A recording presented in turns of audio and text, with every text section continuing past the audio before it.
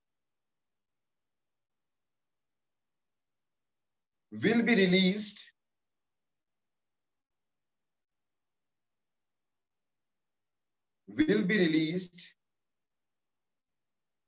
when 0.15 gram of aluminum reacts.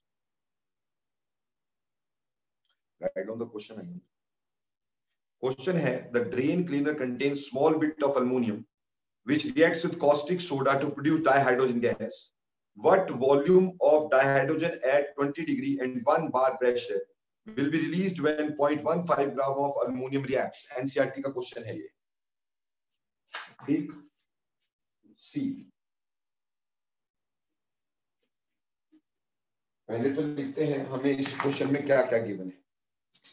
हमें बोला कि एक ड्रेन क्लीनर है जिसमें अल्युमिनियम के बिट्स होते हैं and that reacts with caustic soda. Can anybody tell me what is caustic soda? Sir, NaOH. Yes, it is NaOH. And do you know why it is called as caustic soda? No, sir. बेटा caustic जो है इसका मतलब है which peels off cast, जो आपकी skin उधेड़ दे। अगर NaOH आपके स्किन पे पड़ेगा ना तो आपकी स्किन उतर जाएगी।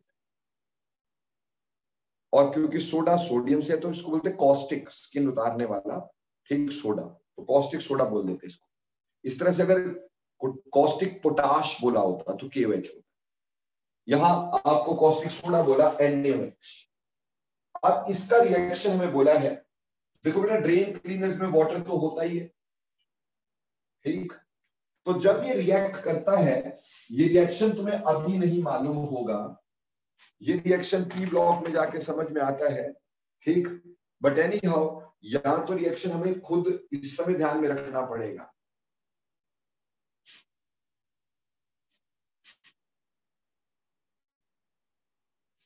बेटा स्लिप नहीं हो जाएगी स्किन, पील ऑफ, निकल जाएगी।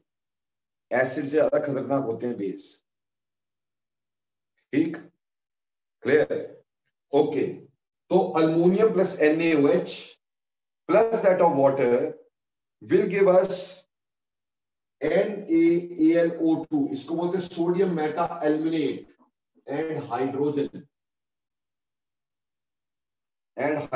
Let me balance this out, ठीक है। बैलेंस करना हिट एंड ट्राई मेथड से कर सकते हो तुम लोग, ठीक। तो यहाँ पे 2, यहाँ पे 2, यहाँ 2, यहाँ 3, ये बैलेंस तुम करते रहना, मैं इतना परेशान नहीं हो रहा हूं बैलेंस करने के लिए, मैं कर सकता हूं, तुम अपने आप कर लेना, ठीक। ये बैलेंस करने का तरीका, ये बैलेंस इक्वेशन है।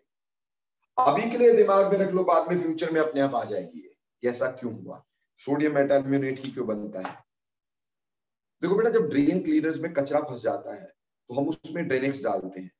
ड्रेनेक्स में यही होता है, अल्युमिनियम के बिट्स विद NaOH वाटर के साथ जुड़ते ही वो सोडियम मेटाल्यूमिनेट बनाते हैं। एक तो रिएक्शन एक्सोथर्मिक होता है और हाइड्रोजन निकलती है, हाइड्रोजन का बहुत ज्यादा प्रेशर होता है, एकदम प्रेशर से हाइड्रोजन निकलती है, तो उस प्रेशर की वजह से वो चोक नाली जो होती खुल जाती है, ठीक। तो ये तरीका होता है इसका। पर देखो बेटा यहां पे अकॉर्डिंग टू इक्वेशन अल्युमिनियम का एटॉमिक मास हुआ करता है 27। यहां कितने रिएक्ट कर रहे हैं, 2 अल्युमिनियम, तो कितना रिएक्ट कर रहा है, 54 ग्राम ऑफ अल्युमिनियम रिएक्ट कर रहा है। और हमें हाइड्रोजन से मतलब है, हम बाकी किसी चीज से मतलब नहीं है, ठीक है। तो हमें यही तो पूछा है ना कि what volume of dihydrogen at 20 degree and 1 bar pressure will be released. तो पहले देखो इसका वॉल्यूम कितना, बेटा 3 मोल्स बने, 3 मोल्स बने, 1 मोल का वॉल्यूम कितना होता है 22.4, यहां पे 3 इंटू 22.4 लीटर बना है। तो अगर ये 54 ग्राम रिएक्ट करता अल्युमिनियम तो 3 इंटू 22.4 लीटर हाइड्रोजन बनता। पर रिएक्ट कितना किया है, दिया कितना है भाई,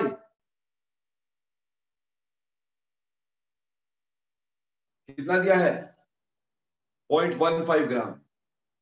तो भैया आप यहां पे देखोगे 0.15 से ग्राम से कितना वॉल्यूम बनेगा। तो सिंपल बात है, कैसे सॉल्व करोगे, 54 gram of aluminium gives 3 into 22.4 liter of hydrogen. So 1 will give 3 into 22.4 divided by 54, or 0.15 will give 3 into 22.4 divided by 54 into 0.15. So this is the volume of hydrogen we have collected, and that volume of hydrogen is 0.189 liter. ठीक, पर बेटा ये जो है ये हमने मोल concept से निकाला, तो 1 मोल की वॉल्यूम 22.4 लीटर कब होती है? जब हमारा प्रेशर 1 एटमॉस्फेयर होता है, temperature 273 kelvin in STP conditions होती है. So this volume must be at STP conditions. पर हमें एसटीपी थोड़ी, हमें तो 20 डिग्री पे पूछा है भाई. तो अब हमें पता चल गया कि हमारा जो P1 होगा वो 1 एटमॉस्फेयर होगा, जो हमारा V1 होगा वो 0.189 लीटर होगा, जो हमारा T1 होगा वो 273 केल्विन होगा, क्योंकि ये जो हमने निकाला है ये एसटीपी कंडीशंस को ध्यान में रख के निकाला है, क्योंकि 1 मोल का वॉल्यूम 22.4 लीटर सिर्फ एसटीपी पे होता है. अब P2 हमें कितने प्रेशर पे पूछा गया भाई? 1 बार प्रेशर. ओके, 1 बार, तो अपन इसको भी बार में ले लेते हैं, आजकल 1 बार ही दिया जाता है एसटीपी पे. ठीक, वॉल्यूम हमें निकालना है, ठीक है जी. और टेम्परेचर कितना दिया है? T2 20 डिग्री यानी 293 kelvin. Now you very well have P1 V1 upon T1 is equal to P2 V2 upon T2. तो यहां से क्या निकालना है भाई? V2. बोलो, निकाल लोगे?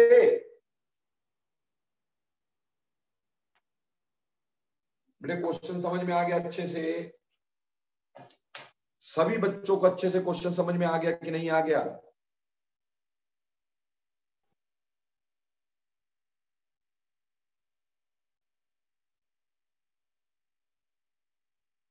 अमृता, आंसर गलत आ रहा है बेटे तेरा. 1.5 नहीं, 202.8 मिलीलीटर इसका आंसर आएगा. जब इसको सॉल्व करोगे ये आएगा 202.8 मिलीलीटर. Please solve that. आपको अपने आप पता चल जाएगा. लीटर्स में आएगा तो इसके पॉइंट यानी 0.2028 लीटर आएगा आंसर, जिसको मिलीलीटर में ऐसे कन्वर्ट करोगे.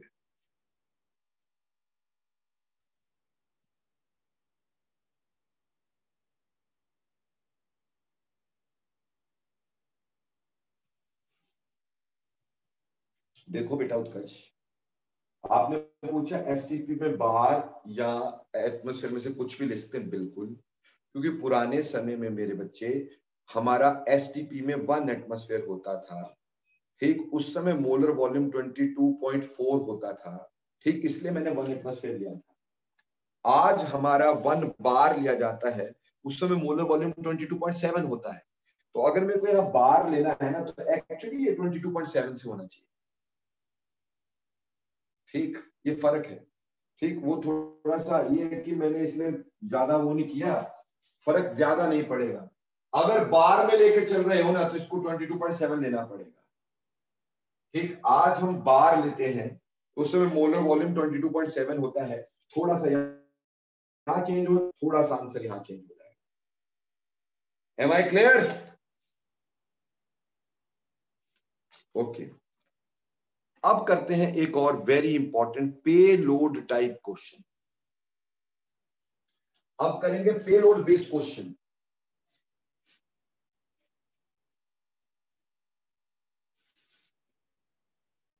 पे load type question.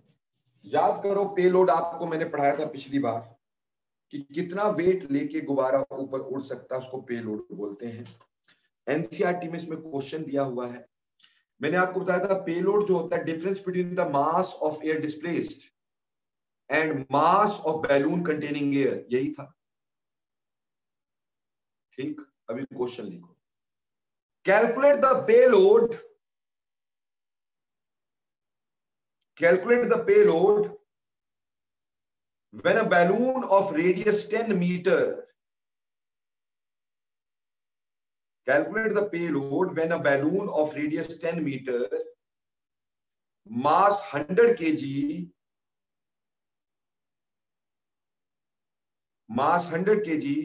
is filled with helium. Radius is filled with helium.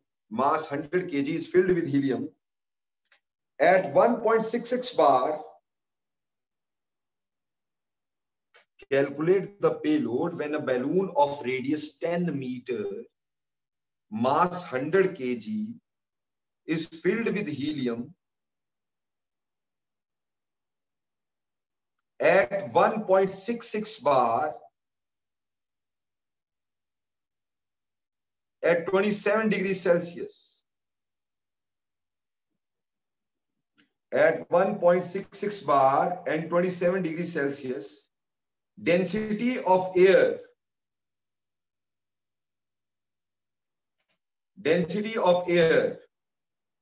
is 1.2 kg per meter cube. Density of air is 1.2 kg per meter cube.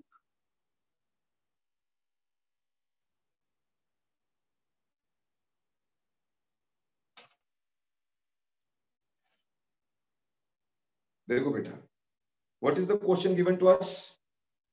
कहा है रेडियस ऑफ बैलून, जो balloon है इसका payload हमें निकालना है. This is an atmospheric balloon और इसका पेलोड हमने निकालना है. तुम्हें याद होगा पेलोड मैंने कैसे समझाया.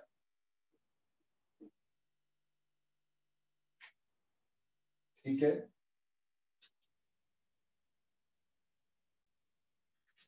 सबसे पहले जो रेडियस है बैलून की, रेडियस ऑफ बैलून, वो हमारे पास दिया गया है 10 metre. Radius of balloon is 10 metre, isn't it? काफी बड़ा बैलून है.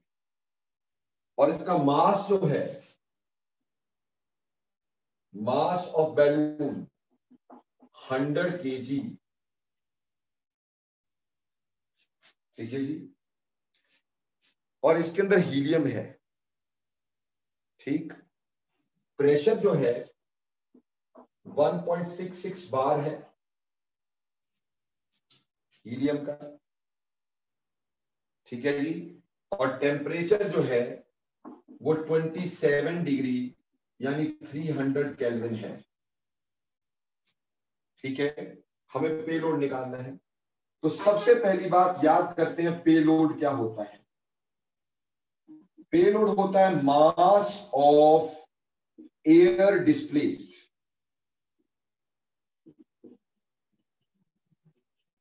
ठीक, minus mass of balloon containing gas.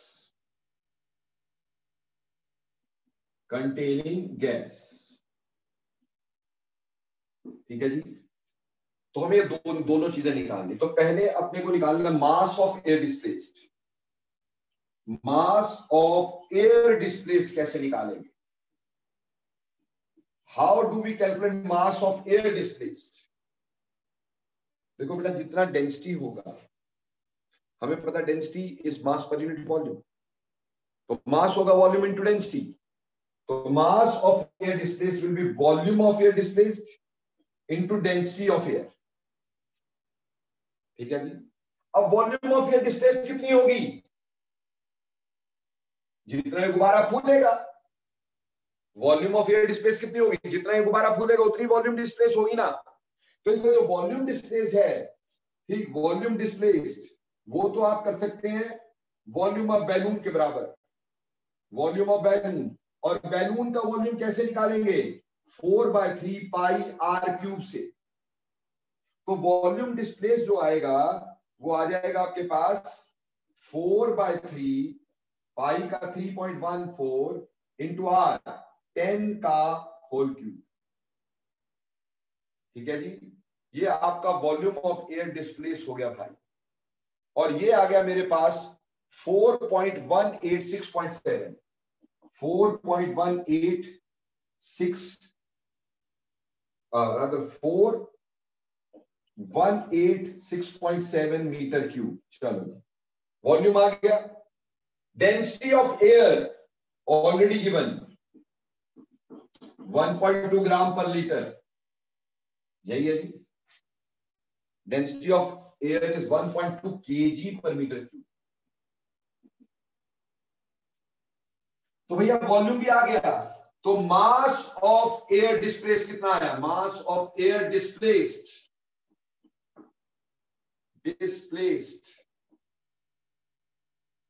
वो आया। वॉल्यूम कितना है? वॉल्यूम है 4,186.7, ठीक है। और डेंसिटी कितनी है? 1.2। सॉल्व करके आंसर कितना आ रहा है? इसको सॉल्व करेंगे तो आंसर आएगा 4024.04, 4024.04, ठीक है जी, केजी। तो चलो जी, पहला पार्ट हमारा निकल गया, मास ऑफ एयर डिस्प्लेस निकल गया। बोलो सबको समझ में आया मास ऑफ एयर कैसे निकाला हमने? जल्दी जल्दी, yes Angel, what you want to ask?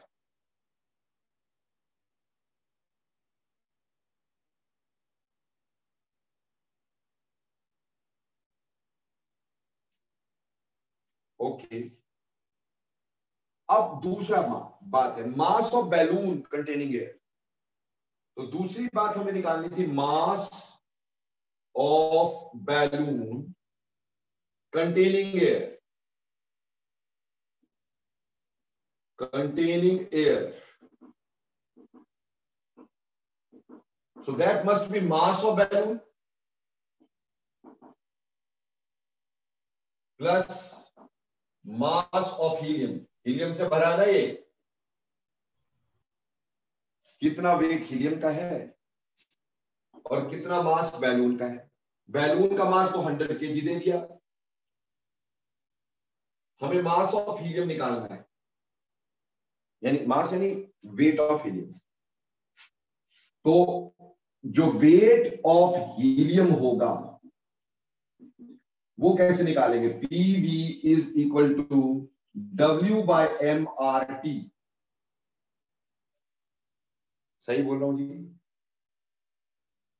तो इसका मतलब आपके पास W जो आएगा वो PVM/RT। पर देखो बेटे, यहां ना एक खास बात हमें क्या देखनी पड़ेगी कि अगर हमने प्रेशर भरा है 1.66 बार, बेटा वॉल्यूम यहां ना मीटर क्यूब में दे रखा है बच्चे। मीटर क्यूब से या तो लीटर में लाना पड़ेगा, और यहां अपन क्या करेंगे? प्रेशर को ही किस में चेंज कर सकते हैं? प्रेशर को SI में चेंज कर सकते हैं। दोनों में से कुछ भी कर सकते हैं, चाहे इसको SI में चेंज कर दें और चाहे वैसे ले लें भाई, ठीक है। अब प्रेशर है 1.66 बार, ठीक है जी। और हमारे पास वॉल्यूम गुब्बारे का ही होगा जिसमें हीलियम भरी है, कितना है? 4,186.7 इंटू 10⁻³ सर, ये इंटू 10⁻³ कहां से आ गया बेटे? मैंने इसको मीटर क्यूब को किसमें कन्वर्ट कर दिया? लीटर में। 1 मीटर क्यूब इज 1000 लीटर, तो इतने मीटर क्यूब है 1000 से मल्टीप्लाई कर दो। मॉलिक्यूलर मास 4 है, आर की वैल्यू कितनी है बेटा? आर की वैल्यू अभी बार में क्या होती है? 0.083, और टेम्परेचर कितना दे रखा? 300। तो यहां से वेट निकाला मैंने, ध्यान ये दिया कि ये बार में था, तो इसको मेरे को मीटर क्यूब में चेंज करना है, लीटर में चेंज करना है, तो इसने 1000 से मल्टीप्लाई किया है मैंने। ये बात ध्यान रखना, गलती नहीं करना है। तो ये आ जाएगा आपके पास 1116.4, क्या आएगा? 1116.4 इंटू 10⁻³ ग्राम, 10⁻³ ग्राम, ये जो हमने ऐसे रख दिया, बाकी को सॉल्व किया, मतलब बेसिकली वेट आ गया 1116.4 kg।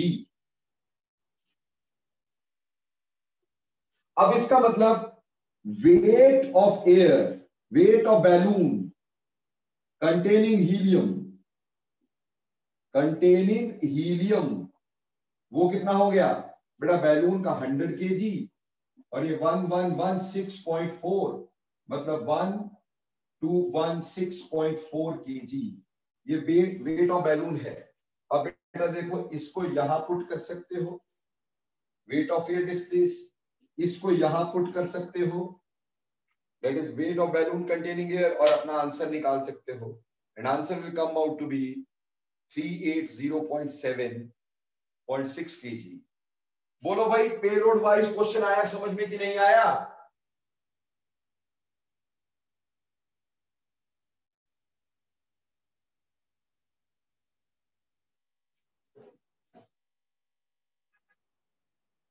कोई बच्चा ऐसा हो जिसको नहीं समझ में आया, वो पूछ सकता है अभी।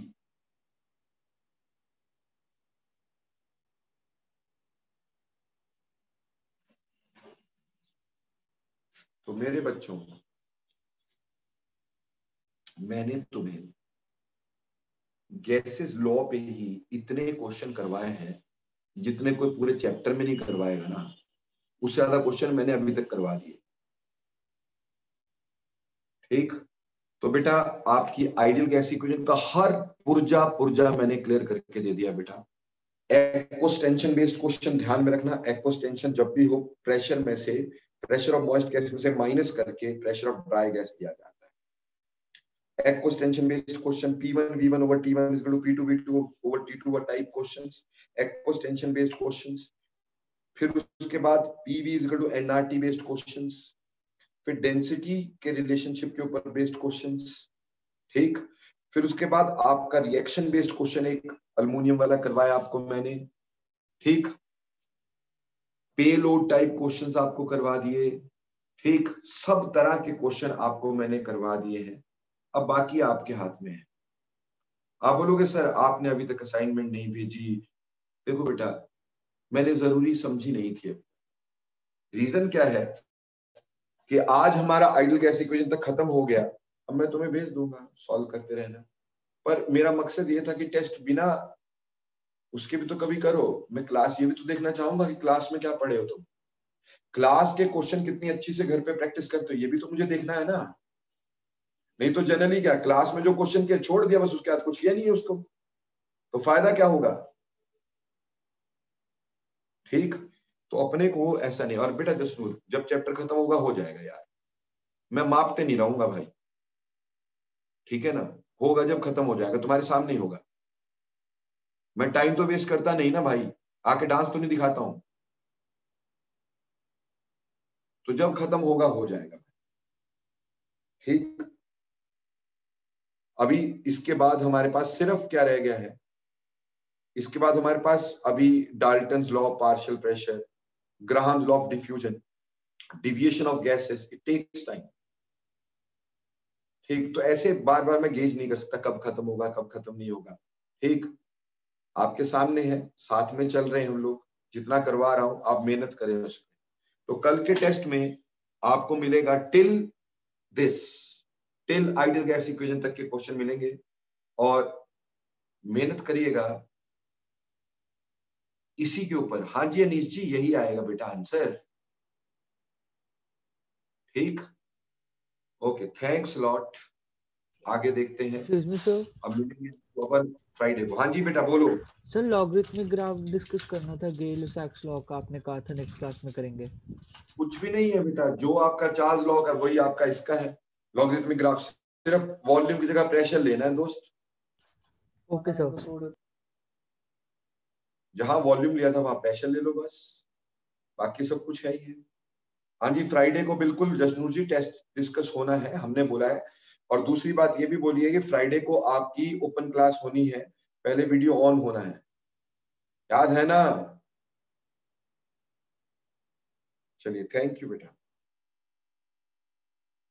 Thank you. Thank you very much, sir. Thanks a lot.